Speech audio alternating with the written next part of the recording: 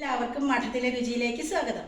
ഇന്നത്തെ റെസിപ്പി ഒരു ഇരുമ്പുളി അച്ചാറാട്ടോ. ഞാൻ അതിൻ്റെ മുന്നേ ജാഗറി ഇംലി പിക്കിൾ എന്ന് പറഞ്ഞിട്ട് ഇട്ടിട്ടുണ്ട്, ശർക്കരയൊക്കെ ചേർത്തിട്ട്.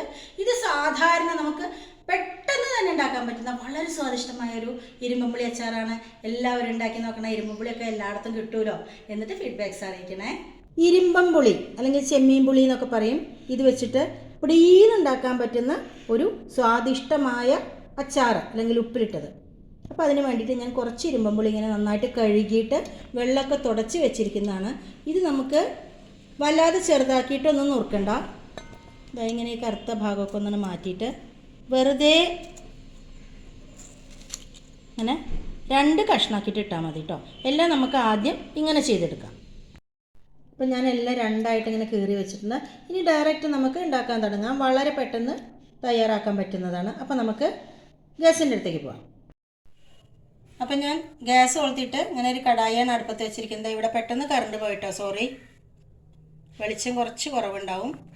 നല്ലെണ്ണയിലാണ് ഇതൊക്കെ ഉണ്ടാക്കാൻ നല്ലത്. ഞാനൊരു 2 ടേബിൾ സ്പൂണോളം നല്ലെണ്ണ ഒഴിച്ച് കൊടുത്തിട്ടുണ്ട്. അതിലേക്ക് കുറച്ച് ഇഞ്ചി അങ്ങനെ ചെറിയ കഷ്ണങ്ങളായിട്ട് അരിഞ്ഞതാണ്. അതുപോലെ തന്നെ ഈ ഇരുമ്പുളി അച്ചാറിലേക്ക് വെളുത്തുള്ളി നല്ല ടേസ്റ്റാണ്. ഞാനിതാ കുറച്ച് വെളുത്തുള്ളി ഇടുന്നുണ്ട്. നിങ്ങൾക്ക് ഇഷ്ടമാച്ചാൽ നല്ലോണം ഇട്ടോളൂ കേട്ടോ. പിന്നെ ഒരു 4-5 പച്ചമുളക് ഇങ്ങനെ നെടുകെ കീറിയത്. ഇതാദ്യം ഒന്ന് നന്നായിട്ട് വഴറ്റണം കേട്ടോ. ഇഞ്ചി വെളുത്തുള്ളിയൊക്കെ നന്നായിട്ട് കണ്ടോ, ഒരുവിധം നന്നായിട്ട് വഴന്ന് വന്നിട്ടുണ്ട്. ഈ സമയത്ത് നമുക്ക് നമ്മുടെ ഇരുമ്പുളി ഇട്ട് കൊടുക്കാം കേട്ടോ. ഇതിലേക്ക് ആവശ്യത്തിന് ഉപ്പിട്ട് കൊടുക്കാം. നന്നായിട്ട് വഴറ്റണം കേട്ടോ. പെട്ടെന്ന് തന്നെ ആവുന്ന ഒരു പിക്കിളാണ്. ഇത് ഉണ്ടാക്കി കഴിഞ്ഞാൽ ഒരു 2 ദിവസമൊക്കെ പുറത്ത് വെക്കാൻ പാടുള്ളൂ. പിന്നെ ഫ്രിഡ്ജിലേക്ക് വെക്കണം കേട്ടോ. കായ ഉലുവയും കൂടി നമ്മൾ ഇടുന്നുണ്ട്. അപ്പോൾ ഉലുവയൊക്കെ ഇങ്ങനെ പതഞ്ഞ് പൊങ്ങാനുള്ള ചാൻസ് ഉണ്ട്. പെട്ടെന്ന് പാകാവണ കാരണമാണ്. ഉലുവ അവോയ്ഡ് ചെയ്താലും കുഴപ്പമില്ല കേട്ടോ. കായപ്പൊടി എന്തായാലും ഇടണം. നന്നായിട്ട് വഴന്ന് വരട്ടെ.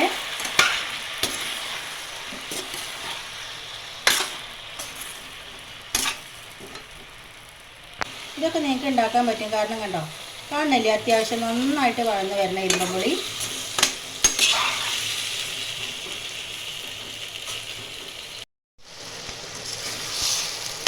ഒന്നുകൂടെ വഴന്ന് വരാനുണ്ട്.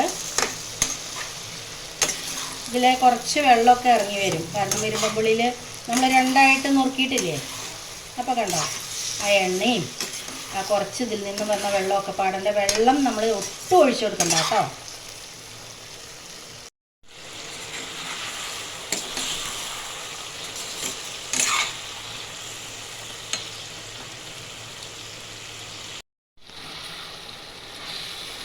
അപ്പോൾ ഒരുവിധം നന്നായിട്ട് വഴന്ന് വന്നിട്ടുണ്ട്.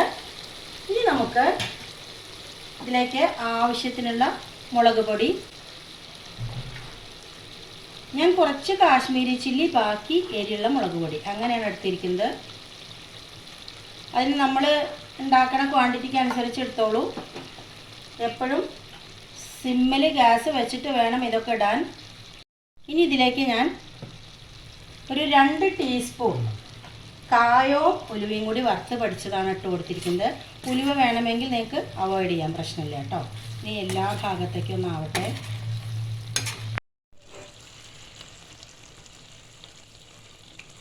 ഇനി ഇതിലേക്ക് കുറച്ച് കറിവേപ്പില ഇട്ട് കൊടുക്കുക.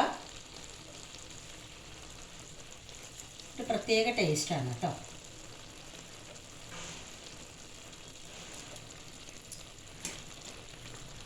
മതി, ഒന്നിങ്ങനെ ഇരിക്കട്ടെ. ഇത്ര പണിയുള്ളൂ. ഗ്യാസ് ഓഫ് ചെയ്ത് കൊടുക്കാം.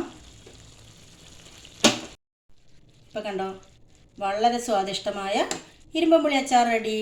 ഇനി ഒന്ന് ചൂടാറിയതിന് ശേഷം നമുക്ക് വല്ല കുപ്പിയിലേക്കോ അല്ലെങ്കിൽ ഭരണിയിലേക്കോ ഒക്കെ ആക്കി വയ്ക്കാം കേട്ടോ.